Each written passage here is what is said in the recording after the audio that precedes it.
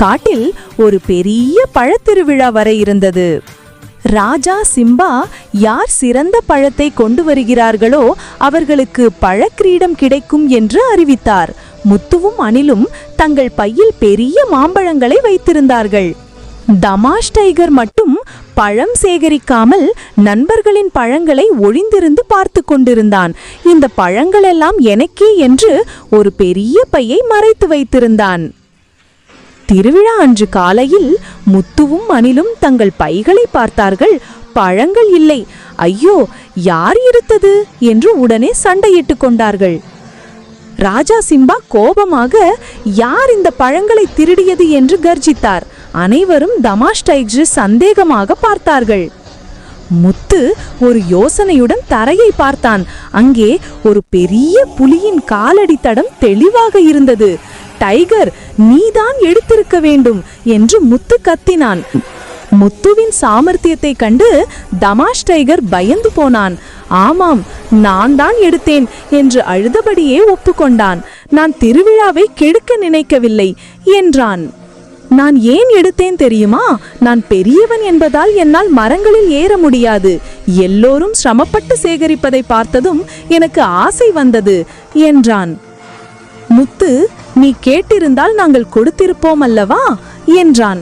அனில், இனி நாம் அனைவரும் சேர்ந்து பழங்களை தேடலாம் என்றான். ராஜா சிம்பா டைகரின் தவறை மன்னித்து, நீ இந்த திருவிழாவின் பாதுகாவலன், எல்லோரையும் பழங்கள் சேகரிக்க உதவு என்று ஒரு புதிய பொறுப்பை கொடுத்தார். தமாஷ் டைகர் உற்சாகமாக நண்பர்களுடன் காட்டுக்குள் சென்றான்.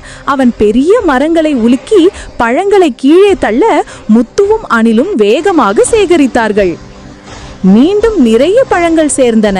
காடு முழுவதும் சிறுபொலியால் நிறைந்தது. பழத்திருவிழா களை கட்ட தொடங்கியது. ஆனால் இவர்களுக்கு ஒரு புதிய சவால் காத்திருந்தது. பழத்திருவிழா களை கட்டியது. ஆனால் ராஜா சிம்பா, இன்னும் ஒரு சவால் உள்ளது. இப்போது இந்த பழங்களில் இருந்து மிகவும் இனிப்பான பழத்தை கண்டுபிடிக்க வேண்டும் என்று அறிவித்தார்.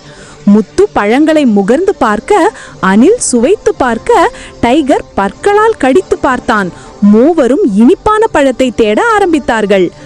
எல்லா பழங்களும் இனிப்பாக இருக்கிறதே என்று அனில் குழப்பத்துடன் சொன்னான். டைகர், நான் கடித்தது மட்டும் புளிப்பாக இருக்கிறது என்று வேடிக்கையாக கூறினான். அப்போது ஞானமுள்ள பாட்டி நரி அங்கே வந்தது. நண்பர்களே, ஒரு பழம் இனிப்பா இருக்கணும்னா அதுக்கு வெயில் படணும்.